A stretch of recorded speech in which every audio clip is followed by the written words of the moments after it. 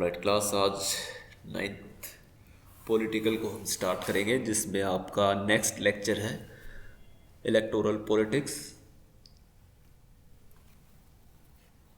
Electoral politics जैसे कि अभी आप देख रहे हो, चुनाव का मौसम चल रहा है, अमेरिका में चुनाव हो रहे हैं, बिहार में असेंबली इलेक्शन हो रहे हैं।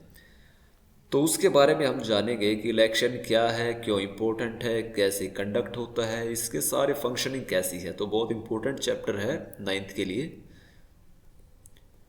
In lecture 1, we will talk about some basic fact related to the elections. Why do we need election? The first question is put up here. हमें इलेक्शन क्यों चाहिए, क्यों ज़रूरत पड़ती है इलेक्शंस की? तो first point is say that voters can choose the people who would make law for them. यहाँ पर वोटर्स ये चुनते हैं कि उनके लिए कानून कौन बनाएगा। Voters can choose the people who would form government and take major decisions for them. Voter ये भी चुनते हैं कि वो किसको चुनेंगे, किस सरकार को चाहते हैं, किसको ये चाहते हैं कि उनके लिए डिसीजन ले, उनके बिहाफ पे, उनकी तरफ से।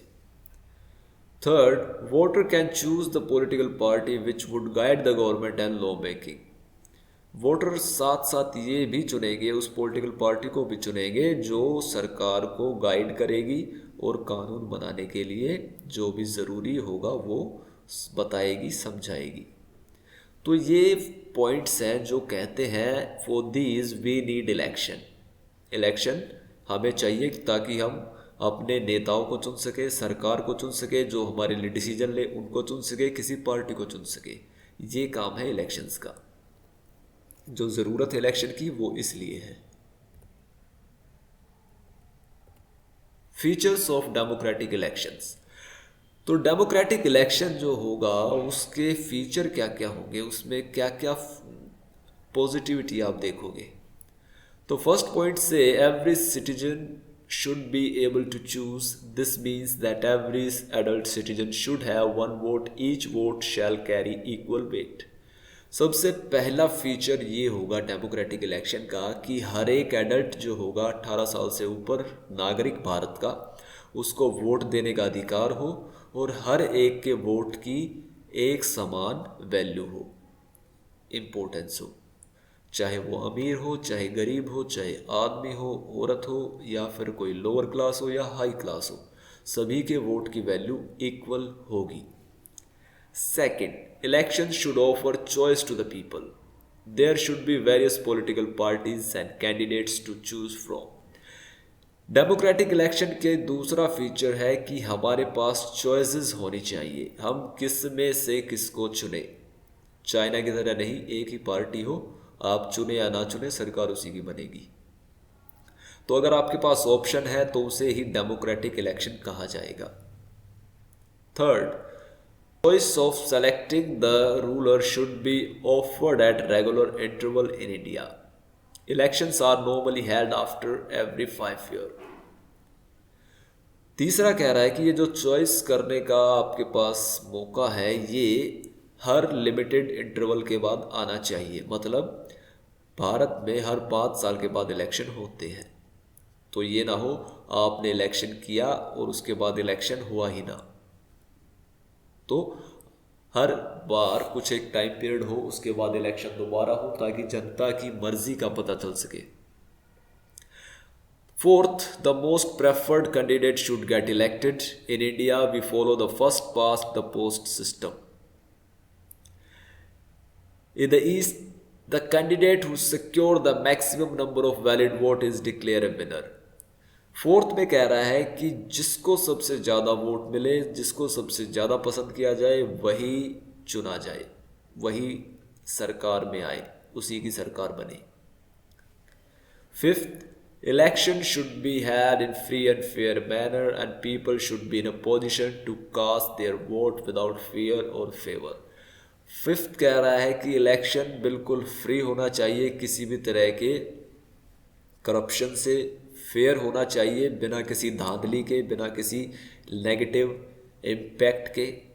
यहाँ पर लोग जिसे चाहे वही चुन कर आए और लोगों को किसी भी तरह का डर ना हो, किसी भी तरह की उनके अंदर कोई फेवर ना हो। वो जो भी चुने उसके कैंडिडेट के काम के बेस पे चुने, उस कैंडिडेट की जो प्रोफाइल है वो देख के चुने।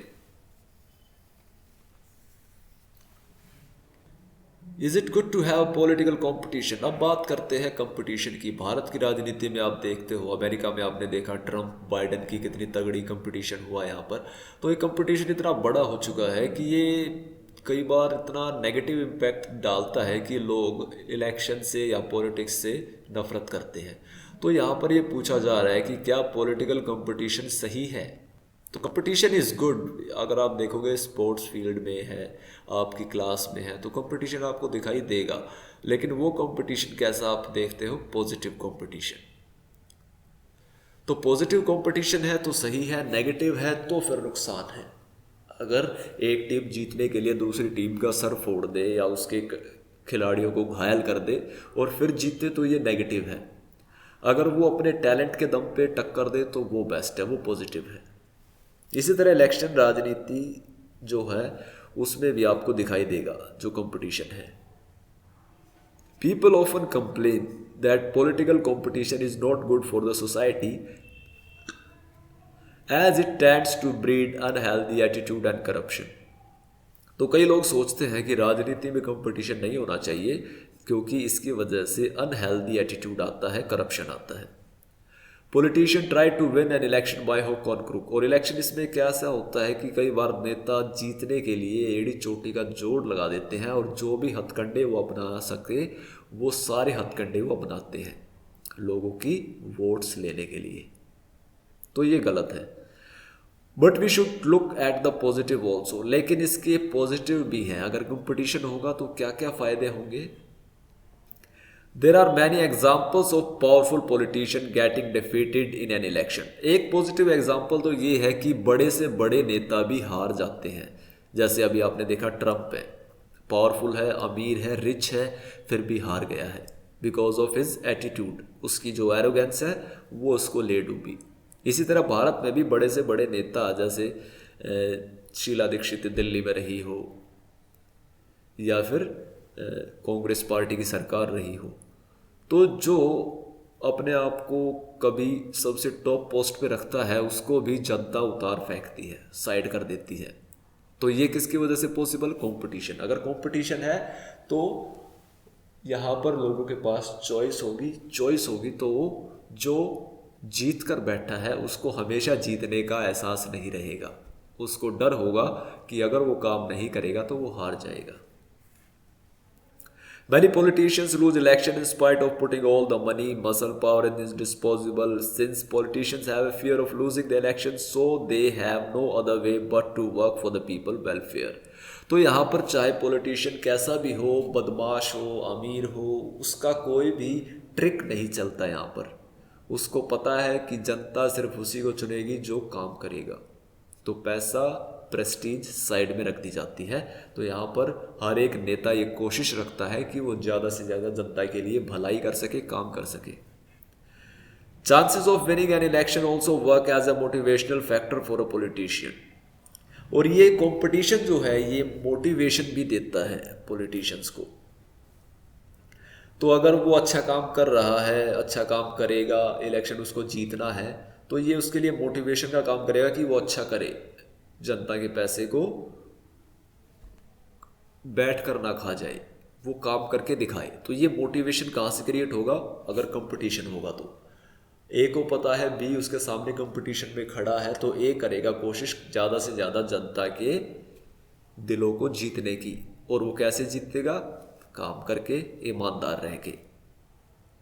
Bye and large elections are fair in India and political competition plays an important role in making it fair. तो भारत में सब मिलाकर अगर बात करें तो इलेक्शन जो है काफ़ी फेयर है इंडिया की। अभी अमेरिका के इलेक्शन आप देखोगे तो पूरी दुनिया में अमेरिकन इलेक्शंस की बैंड बजा दी गई है। कई कई जगह पर 125% वोटिंग हुई है। तो इंडिया में अगर 60% भी वोटिंग हो जाती है तो इसे बेस्ट माना जाता है। और अमेरिका में 125% वोट का होने का मतलब क्या है? पूरी तरह से धांधली, पूरी तरह से cheating.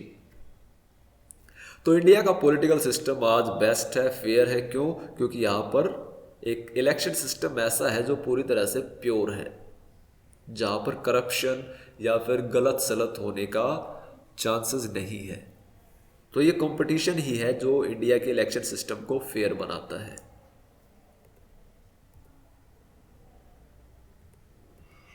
This is end of lecture.